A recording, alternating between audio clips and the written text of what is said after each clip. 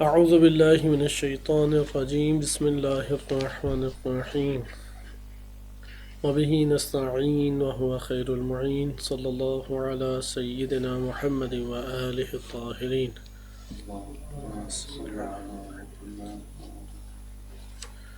ہماری گفتگو چہل حدیث میں حدیث اول جہاد نفس کے موضوع پہ چل رہی تھی۔ نبی صلی اللہ علیہ وآلہ وسلم سے منقول روایت ہے کہ جب ایک لشکر اسلام جنگ سے واپس لوٹا تو نبی صلی اللہ علیہ وآلہ وسلم نے استقبال کرتے ہوئے فرمایا کہ مرحبا بقوم، کہ مبارکباد اور مرحبا ہو اس قوم کو کہ قضوا الجہاد الاصغر، جس نے جہاد اصغر کو تمام کیا، وبقی الجہاد الاکبر، اور جہاد اکبر اب باقی ہے۔ پوچھا گیا کہ یا رسول اللہ یہ کیا ہے جہاد اکبر؟ فرمایا جہاد بالنفس۔ امام خمینی رحمۃ اللہ علیہ نے دو حصوں میں اس کی شرح کی ہے حدیث کی، ایک ہے مقام اول اور دوسرے کا نام رکھے مقام دوم۔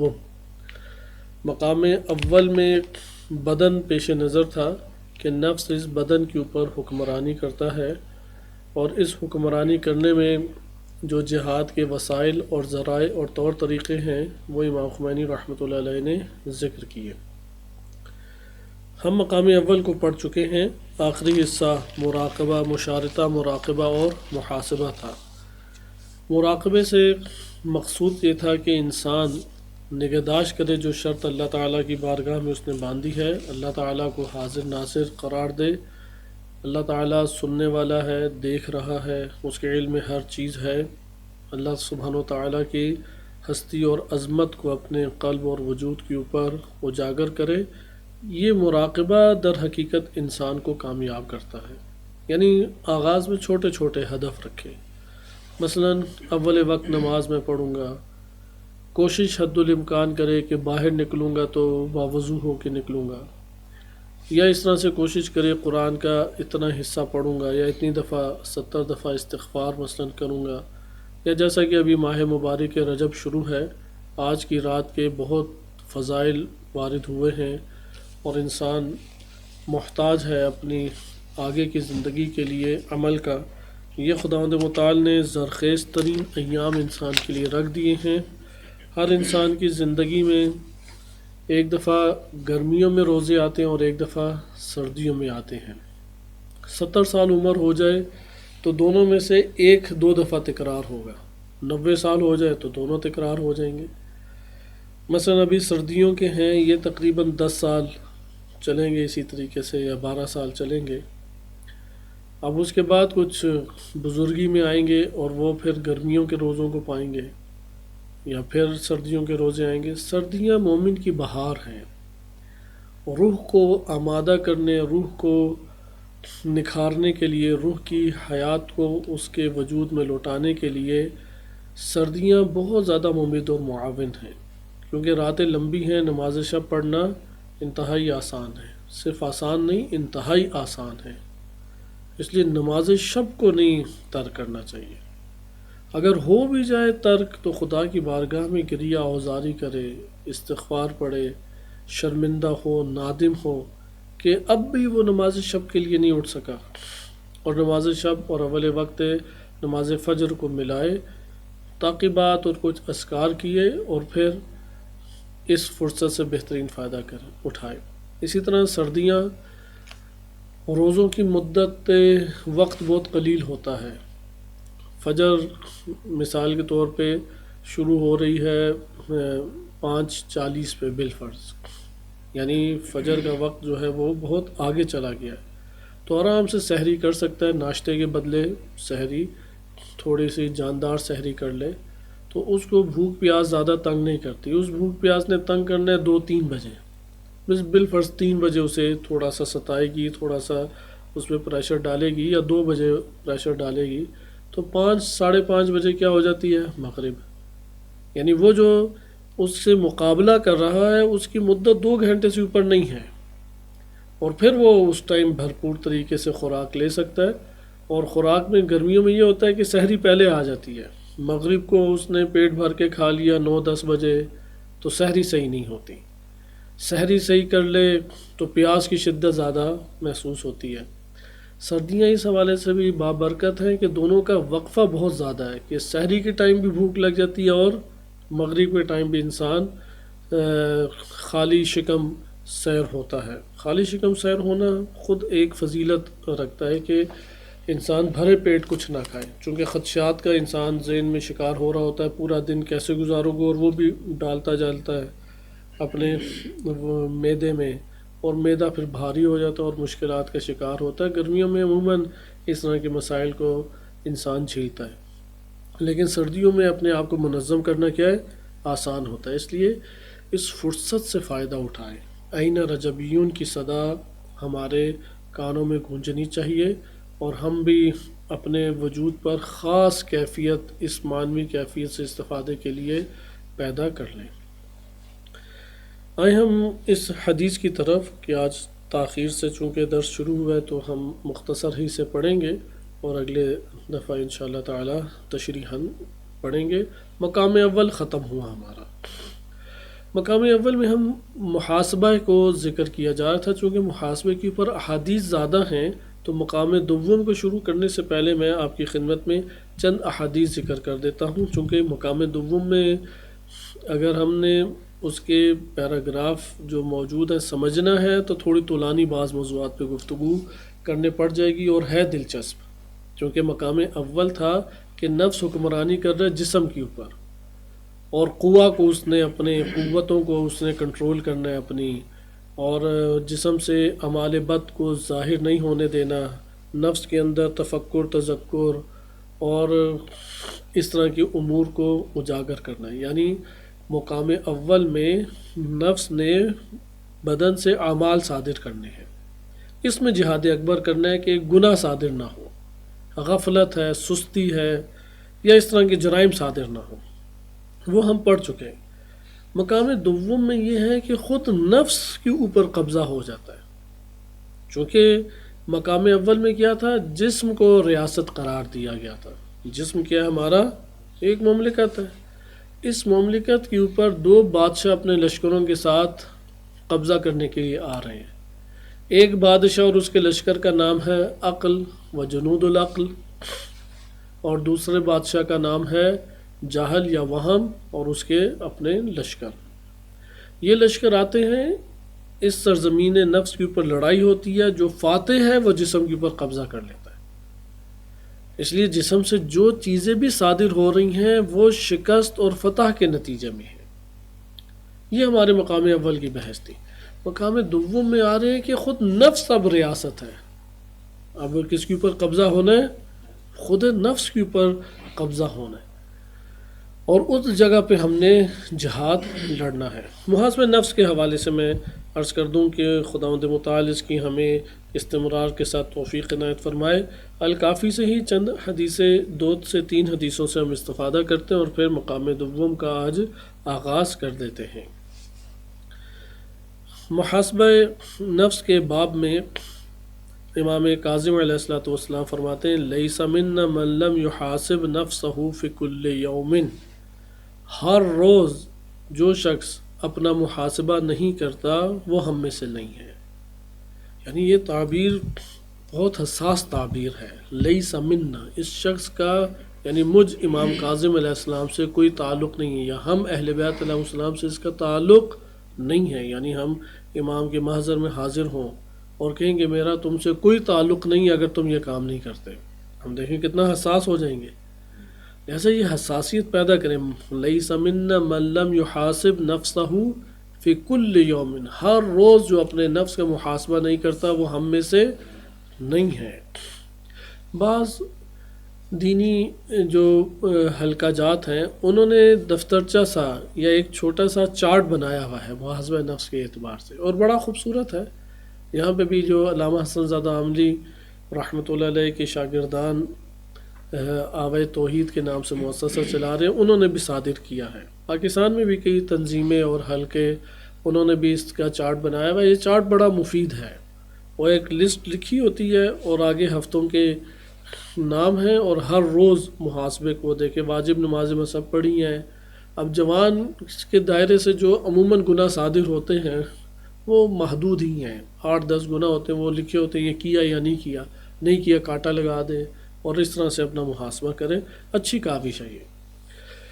لیکن امام دیکھیں کتنا زور دے رہے ہیں کہ لیس منا من لم یحاسب نفسہ فی کل یوم، ہر روز جو محاسبہ اپنے نفس کا نہیں کرتا، لیس منا، وہ ہم سے تعلق نہیں رکھتا۔ فَإِنْ عَمِلَ حَسَنًا، اگر اس نے اچھا عمل انجام دیا ہے، نیکی انجام دیا ہے، استزاد اللہ، تو اسے چاہیے کہ اللہ سے مزید طلب کرے، چونکہ اس نیک کام میں بھی اس کی کوئی خوبی اور کمال نہیں ہے، تمام منبع خیر وہ ذات باری تعالی ہے، وہ اس کا لطف ہے، وہ اس کا کرم ہے، وہ اس کی توفیق ہے، وہ اس کی نظر عنایت ہے کہ جس کی بنیاد پہ بندے نے وہ خیر انجام دی۔ اس لیے خیر کی اپنی طرف نسبت نہ دے، نسبت اپنی طرف دے گا خود پسندی آئے گی، عجب آئے گا، یہ مطلب بھی بہت دقیق اپنی ہماری زندگی کے اندر ہے، اپنی طرف کوشش کریں کہ نہ دیں، اور کوتاہیاں ہو جاتی ہیں، مثلا میں نے یہ سوچا، بہرحال میرا دل یہ کہہ رہا ہے میں تو یہ کرنا چاہتا ہوں، میں کو حتماً و حتماً اپنے وجود سے ختم کریں، میں ختم نہیں ہوتی، انسان صحیح راہ پہ نہیں آتا، اور زیادہ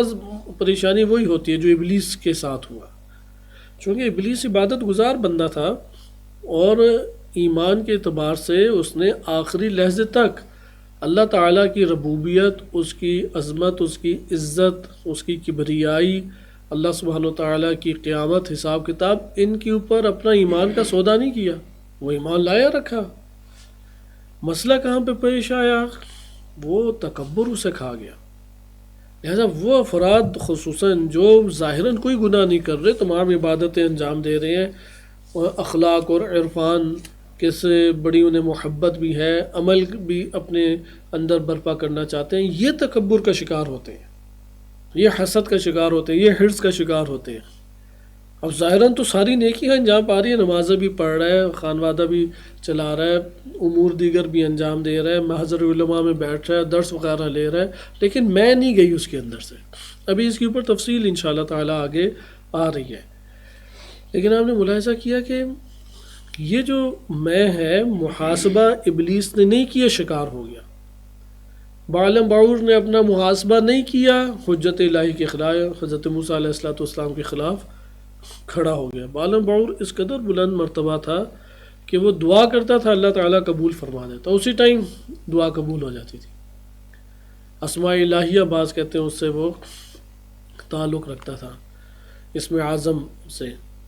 تو خلاصہ کلام، وہ آسمان اور عرش کی بلندیوں سے فرش پہ گرا، اور دشمن حضرت موسیٰ علیہ السلام شمار ہوتے ہوئے وہ جہالت اور گمراہی میں غرق ہو کے اس دنیا سے مرا۔ لہذا آپ نے یہ دیکھا کہ محاسبہ فلیس منا، اور واقعی یعنی یہ بات حقیقت ہے، صرف تاکید نہیں ہے، محاسبہ نہیں کریں گے تو ہم سمجھ رہے ہیں کہ ولایت اہل بیت علیہ السلام، جیسے ابلیس سمجھتا تھا میں ولایت الہی میں ہوں، لیکن خارج از ولایت الہی تھا، آزمائش نے آ کے ثابت کر دیا۔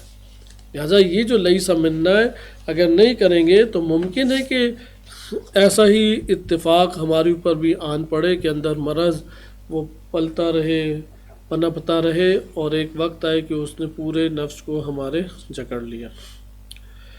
لہذا ادھر امام علیہ السلام فرماتے ہیں لیس منا من لم یحاسب نفسہ فی کل یوم فإن عمل حسنا استزاد اللہ، اگر عمل کرتا ہے تو اللہ سبحانہ وتعالیٰ سے زیادتی، اضافے کا طلبگار ہو۔ وَإِنْ عَمِلَ سَيِّئًا، اگر گناہ پا گیا، قبیح یا برا عمل انجام پا گیا، استغفر اللہ منہ، تو اس برے عمل سے کیا کرے؟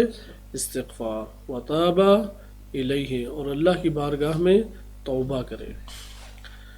توبہ اپنے طور پہ انشاءاللہ ہم آگے پڑھیں گے اپنے مقام پہ، بہت ایک عظیم اور وسیع مفہوم ہے، اللہ کی جانب سے بھی توبہ ہے اور عبد کی جانب سے بھی توبہ ہے۔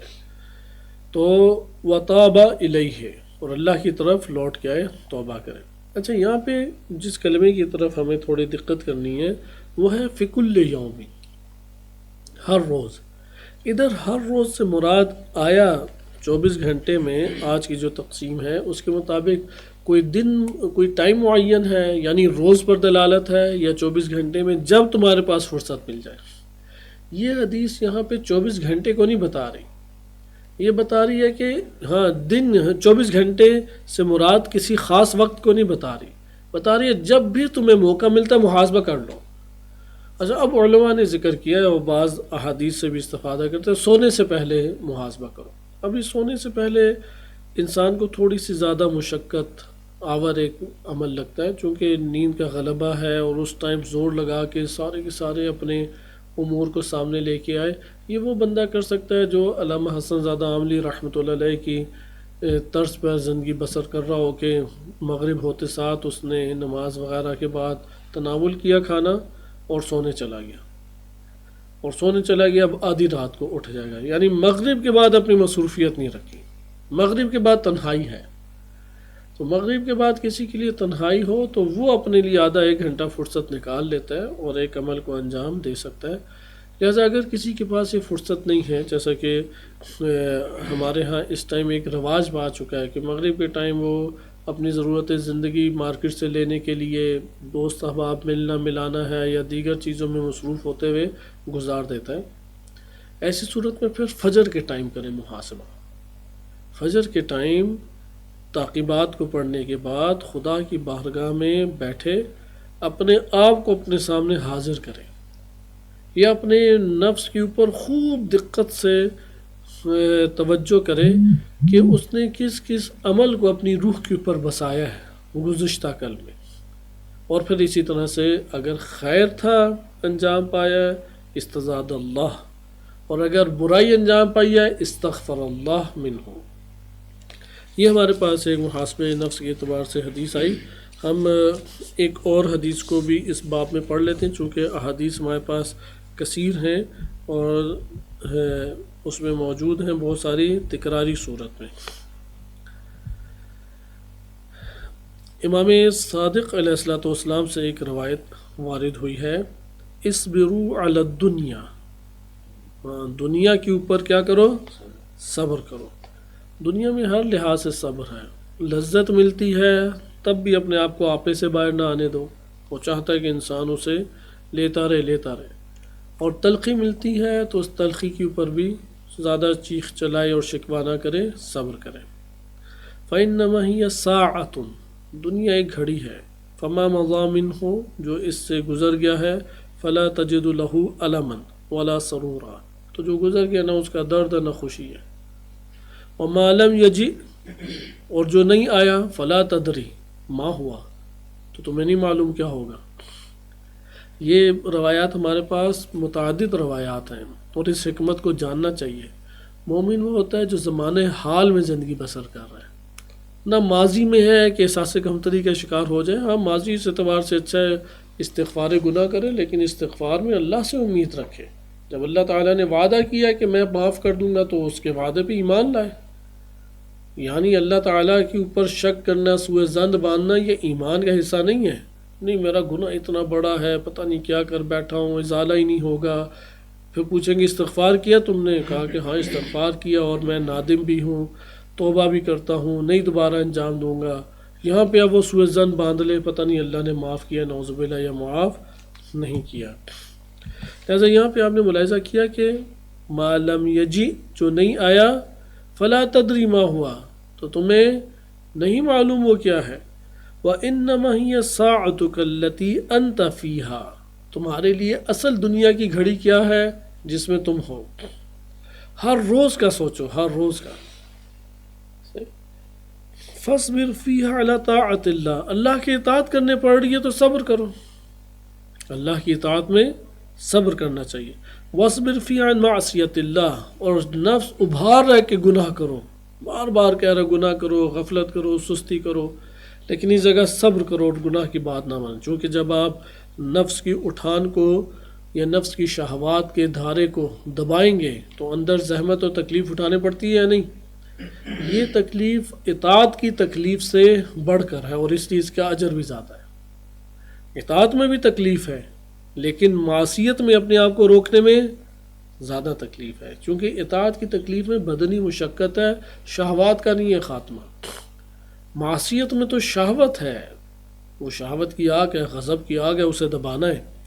خوب یہ صبر کہ ہم انشاءاللہ تعالی چیپٹر میں اس کو اپنے مقام کے اوپر پڑھیں گے۔ اور ہمارے پاس روایات ہیں، بہرحال آخری روایت اس عمر میں پڑھتے امام صادق علیہ السلام سے روایت ہے، کم من طالب للدنیا، کتنی ہی دنیا کو طلب کرنے والے ایسے ہیں، کم من طالب للدنیا، دنیا کو کتنے طلب کرنے والے ایسے ہیں، لم یدرکھا، جو دنیا کو نہیں پا سکے، یعنی دنیا کے پیچھے بھاگنے والے کتنے زیادہ ایسے افراد ہیں۔ ڈرنا چاہیے ہمیں، بڑی بڑی پلاننگ کرتے ہیں، یہ کریں گے وہ کریں گے فلاں کریں گے، پتہ لگتا ہے اسی حالت میں جس طرح معاشی طور پہ پہلے حالت تھی۔ کم من طالب للدنیا لم یدرکھا، کتنی دنیا کے ایسے طالب ہیں کہ جنہوں نے دنیا کو نہیں پایا، ومدرک لہا، اور وہ اس دنیا کو ترک کرنے والے ہیں، کم من طالب ہیں اور کم من مدرکن، اور کتنے ایسے افراد ہیں جنہوں نے درک کیا دنیا کو، یعنی پا لیا دنیا کو، طلب کیا تو پا لیا، قد فارقہا، لیکن دنیا کو وہ پھر چھوڑ کے چلے گئے، موت نے آ کے جدا کر دیا، مرض نے آ کے دنیا سے جدا کر دیا اسے۔ فلا یشغلنک طلبہا عن عملک، اس لیے تمہاری طلب جو ہے وہ تمہیں تمہارے عمل سے دور نہ کر دے، یعنی تمہارا رخ نہ پھیر دے۔ اشتغال عن کیا ہوتا ہے؟ رخ پھیر دینا، صحیح ہے؟ تمہاری طلب تمہارے عمل سے تمہیں مت پھیر دے، ایسا دنیا کا شکار نہ ہو کہ تم عمل خیر ہی نہیں انجام دے سکتے، چونکہ بالآخر اس دنیا نے چھٹنا ہے ہی ہے ہم سے، یہ دنیا ہمارے ہمراہ نہیں ہے، دنیا ساتھ نہیں ہے، اور ہم اس کے ہمراہ ساری عمر رہنے والے نہیں ہیں، لہٰذا ایسا عمل انجام نہ دو کہ جس کی وجہ سے تم آخرت سے یا اپنے عمل خیر سے رخ پھیر کے چلے جاؤ۔ وَالْتَمِسْهَا مِن مُعْتِيهَا، اور اس دنیا کو دینے والے سے تم اس کی التماس کرو، وَمَالِكِهَا، اور اس کے مالک سے تم التماس کرو، یعنی فَكَم مِّن حَرِيصٍ عَلَى الدُّنْيَا، یعنی تمہاری کتنی دنیا ہونی چاہیے، اتنی ہو جتنی تمہیں ضرورت ہے، یعنی جب وقت آئے التماس کرو اور لو اور خرچ کر دو، یعنی اپنی دنیا کو ضرورت کے دائرے میں لانے کی کوشش کرو۔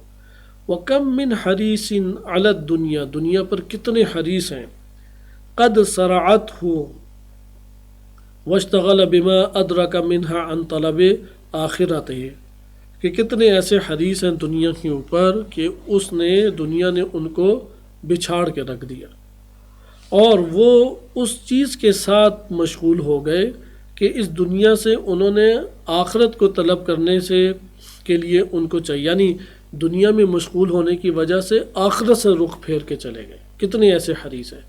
حرص کی اساس پہ یعنی دنیا نہ لیں، حرص کی اساس پہ دنیا لیں گے، دنیا میں بچھاڑ دے گی، غالب آ جائے گی، کام مختلف عجیب و غریب کرائے گی۔ کئی ایسے ہمارے ساتھ ایسے مواقع موجود ہیں، نصیحت کی بات کریں آگے سے جواب ہی نہیں آتا، ویسے گپ شپ لگاتے رہے، خوب بہترین گپ شپ، یعنی اتنے بیگانے ان کے نفوس ہیں، اتنے بیگانے نفوس ہیں، ایک نصیحت کے جملے کو قبول کرنے کے لیے آمادہ نہیں ہے، اتنا دنیا کا حرص اندر غالب ہے۔ اور دوسرا کیا ہے، جو درک ہوا ہے ان کا دنیا سے، جو انہوں نے دنیا سے لیا ہے، اس میں مشغول ہونے کی وجہ سے آخرت سے رخ پھیر لیا، یعنی آل اولاد اللہ نے دی ہے، بیوی بچے ہیں، گھر بار ہے، صحت ہے، کاروبار ہے، بزنس ہے، جاب ہے، کچھ آپ کی وابستگیاں ہیں، تعلقات ہیں، دوست احباب ہیں، اب یہ ایک دنیا قلیل دنیا ہے، صحیح ہے۔ اشتغل بما ادرک منہا، جو اس نے دنیا سے درک کیا ہے اس میں مشغول ہے، اس دنیا میں مشغول ہونے کی وجہ سے کیا ہوا ہے، عن طلب آخرتہ، اس سے دور ہو گیا، اس سے اس کا رخ پھر گیا، اس سے توجہ چلی گئی آخرت کے عمل سے، حتی فنیا عمرہ، حتیٰ کہ اس کی عمر وہ فنا ہوگی، ختم ہوگی، وَأَدْرَكَ أَجَلُهُ، اور اس کی موت نے اسے آ کے پا لیا۔ یہ ہمارے پاس محاسبہ نفس کے اعتبار سے تھی۔ ہم مقام دوم میں صرف ایک دو نکات پڑھتے ہیں، وقت ہمارے پاس ختم ہوا چاہتا ہے، انشاءاللہ اگلے درس میں مقام دوم پڑھیں گے، چونکہ محاسبے کا ہمارے پاس باب طولانی ہے، اور اس میں مراقبہ جو ہے وہ حقیقت محاسبے کی اساس کے اوپر ہو پاتا ہے، اس لیے محاسبے کو قوت سے جنم دیں گے، مراقبہ کر لیں گے۔ مراقبہ یہ ہے کہ اپنے آپ کو اللہ تعالیٰ کے سامنے پائے کہ اللہ تعالیٰ دیکھ رہا ہے، اس کے علم میں ہے، جو دل میں گزر رہی ہے وہ بھی پتہ ہے، جس مشکل میں ہوں اس کا بھی علم ہے اور قدرت بھی ہے، اور جس نعمت میں ہوں وہ بھی اس کی جانب سے ہے۔ یہ جو مراقبہ ہے نا کہ اللہ تعالیٰ دیکھ رہا ہے، یہ مراقبہ نگہداشت کے خداوند متعال کے سامنے عمل انجام دے رہا ہوں، یہ ہر ٹیڑھے عمل سے ہمیں روک دے گی۔ مقام دوم میں بتاتے ہیں کہ نشأہ ملکوت و باطن ہے۔ پہلا نشأہ ملک و ظاہر تھا۔ ملک اور ملکوت میں فرق ہے۔ ملک کہتے ہیں دنیاوی جہان کو یا جسمانی بدن کا مرحلہ، ظاہر بدن، اور ملکوت وہ باطن ہے ہمارا۔ یہاں پہ یہ ذکر کرتے ہیں کہ جو رحمانی اور شیطانی لشکر کی لڑائی آپ ملک اور ظاہر کے اعتبار سے پڑھ چکے ہیں، اسی طرح سے باطن نفس میں بھی وہ لڑائی لڑ رہے ہیں۔ لہذا ایک مملکت ہماری اپنی ذات جسم تھی، اور دوسری مملکت کیا ہے؟ خود بذات خود ہمارا باطن ہے، ہمارا نفس ہے، جسے ملکوت سے تعبیر کیا کرتے ہیں، اور یہ بلا شک و شبہ مملکت ظاہر سے مہم تر ہے۔ جسم جو ہے وہ مملکت ظاہری ہے، اور باطن مملکت باطنی ہے، اور اس کے درمیان جو جدال اور نزاع ہے وہ اور زیادہ سخت ہے۔ شیطانی لشکر اور رحمانی لشکروں میں یعنی عقل اور وہم میں شدید جھگڑا اور لڑائی ہے، اور یہاں پہ جو کچھ ہوگا وہ مملکت ظاہر میں پھر ظاہر ہو جائے گا۔ اصل جھگڑا اسی جگہ کے اوپر برپا ہوتا ہے، اور خدا نہ خواستہ اگر جنود رحمان کے اوپر جنود شیاطین غالب آ جائیں تو انسان کی ہلاکت ہمیشہ کے لیے ہے۔ اور جتنے بھی عذاب ہیں یہاں پہ اب ہم وارد ہو رہے ہیں بحث میں، پڑھیں گے بحث اگلے درس میں، کہ جس کو انشاءاللہ کوشش کریں گے کہ پڑھ لیں، اور ہم آپ عزیزان بھی اس حصے کو دیکھ کے آئیں کہ خداوند متعال کو ناراض کیا جائے تو انسان کے لیے عذاب ہے، ظلمتیں ہیں، سختی ہے، بدبختی ہے، اور یہی عذاب انسان کو آتش جہنم کی طرف لے کے جاتا ہے، جس میں زقوم ہے، یعنی انسان کو پیپ بھرے پانی پینے پڑیں گے، تلخ اور سخت کڑوے انسان کے لیے چیزیں کھانے کی ہوں گی، اور اسی طرح بچھو اور سانپوں کے درمیان انسان ہوگا۔ یہاں پہ ایک دلچسپ چیز جس کی طرف امام خوینی رحمۃ اللہ علیہ وارد ہو رہے ہیں، جہنم کی چیزیں آ کہاں سے رہی ہیں؟ یعنی ابھی ہم کو ایک بچھوؤں والے ایک گڑھے میں پھینک دے اور سارے ہمارے بدن کے اوپر بچھو آ جائیں، جو اس ٹائم ہماری کیفیت ہوگی، تو روح کے اندر اگر ایسا ہو تو موجودہ کیفیت سے بڑھ کر ہوگی۔ کیوں؟ کیونکہ ابھی روح کو یہ احساس بدن کے توسط سے ہوگا، تو جب ایک شے واسطہ بن جائے تو اس کی تلخی اور مصیبت میں کمی آ جاتی ہے، لیکن جو باطن کے اوپر روح اور بچھو آئے گا وہ اس سے تلختر، چونکہ بدون واسطہ آ رہا ہے۔ اچھا، یہاں پہ سوال یہ آیا کہاں سے ہے؟ یہاں پہ ہمارے عمل سے یہ پیدا ہوا ہے، ہم نے اس کو اندر ڈالا ہے، باہر خود نہیں آیا، ہم نے ڈالا ہے۔ بالکل اسی طرح یہ شوگر لگی کیسے ہے، یہ بلڈ پریشر ہوا کیسے ہے، یہ فلاں مرض ہوا کیسے ہے، کیونکہ میں نے یہ کام کیا تھا۔ لہٰذا یہاں پہ وہ پھر کہتے ہیں کہ خدا نہ کرے کہ حکماء عرفاء اور اہل ریاضت و سلوک نے جیسا کہ خبر دی ہے کہ یہ عذاب ایسا ہے کہ یہ انسان کو بیچارہ کر کے رکھ دیتا ہے۔ دنیا کا جو عذاب ہے وہ آخرت کے عذاب میں کوئی حیثیت نہیں رکھتا، اور تمام عذاب جن کا ہم تصور کرتے ہیں، یہ نہج البلاغہ کا اصل میں جملہ ہے۔ امیر المومنین علیہ السلام نہج البلاغہ فرماتے ہیں دنیا کے بارے میں تم نے آخرت کے بارے میں جو کچھ سنا ہے اور تصور کیا ہے پاؤ گے تو اس سے زیادہ ہوگا وہ، لیکن دنیا کی جس چیز کا بھی تصور کیا ہے، چاہے وہ لذت پہ ہو یا چاہے وہ مصیبت اور درد میں ہو، پاؤ گے تو کم نکلے گی۔ دنیا کی ہر لذت جس کا تصور کیا ہے، جب وہی شے ہمیں مل جائے تو ہمیں کیا ملے گی؟ کم، چونکہ انسان کے ذہن میں اس کا تصور بنے تو لذت پیدا ہوتی ہے، ورنہ لذت ہی نہیں دیتا۔ انسان کے بدنی لذات میں اصل سرچشمہ قوت خیال کا ہے، وہ اگر وہ رنگینی پیدا نہ کرے تو انسان کے وجود کے اندر عناصر بھی جنم نہیں لیتے. مثلا کھانے کا ذہن میں تصور ہی نہیں ہے، کھانا سامنے پڑا ہو، نہ لعاب بنے گا، نہ رغبت پیدا ہوگی، نہ اشتہا اٹھے گی، نہ ہاتھ آگے بڑھیں گے. وہ اس کی ایک بہت بہترین صورت بناتی ہے جب آپ پہلا لقمہ ڈالیں گے، کہیں گے جو میں سمجھ رہا تھا وہ تو نہیں نکلا. چونکہ دنیا کی ہر لذت ایسی ہے، جب حاصل کریں تو جو تصور کیا تھا وہ گہرا تھا اور جو ملا ہے وہ کم ہے. اور ہر تلخی ایسی ہے، جب تصور کیا تھا تو جو گھبراہٹ تھی وہ زیادہ تھی اور جو ملا ہے وہ کم ہے. لیکن آخرت کے بارے میں برعکس ہے. آخرت کے لذات کا جو تصور ہوتا ہے جب ملے گی وہ اس سے بڑھ کر پائے گا، اور جو تلخی اور مصیبت اس نے سوچی تھی جب ملے گی اس سے کئی گنا بڑھ کر ہوگی. یہاں پہ اب ہم وارد ہوتے ہیں کہ غالباً وصف جہنم و بہشت کے در کتاب خدا و اخبار انبیاء و اولیاء شدہ کہ وہ جہنم اور بہشت کے اوصاف، وہ جہنم اور بہشت کے اوصاف جو اللہ کی کتاب اور انبیاء و اولیاء علیہ السلام کی احادیث میں آئی ہیں، وہ جہنم و بہشت اعمال است. وہ کون سی جہنم اور بہشت ہے؟ اعمال کی جنت اور بہشت. وہ جنت اور بہشت مٹی اور خاک کی نہیں ہے، مکان کی نہیں ہے. یعنی میں اس کو آسان آپ کے لیے سمجھانے کے لیے کر رہا ہوں کہ یہ جو عرفاء کا نظریہ ہے وہ یہ ہے کہ جس جنت اور دوزخ کا تذکرہ قرآن کریم و احادیث اہل بیت علیہ السلام میں آیا ہے، وہ احادیث اہل بیت علیہ السلام میں آنے والی جنت اور جہنم، وہ جنت اور جہنم بدنی مٹی والی نہیں ہے. صحیح ہے؟ وہ کون سی ہے؟ وہ جنت و جہنم اعمال ہے. وہ جنت و جہنم دنیا مادی نہیں ہے. تو اس کو انشاءاللہ تعالی ہم اگلے درس میں پڑھیں گے کہ جنت اور جہنم کا جو تصور ہے، بلکہ ہاں وہ جو الفاظ تھا وہ یہ تھا جنت اور جہنم مکانی نہیں ہے، بلکہ کون سی جنت و جہنم ہے؟ اعمال کی. ایک جنت و جہنم کا تصور ہے مکان کا، وہ اس دنیا کے اندر ہی ہے. باغات کو جنت کہا گیا ہے اور جتنی تلخیاں اسے جہنم کہا گیا. قرآن کریم کی کئی آیات اس پہ دلالت کرتی ہیں، واضح طور پہ قرآن نے صراحتاً بیان کیا.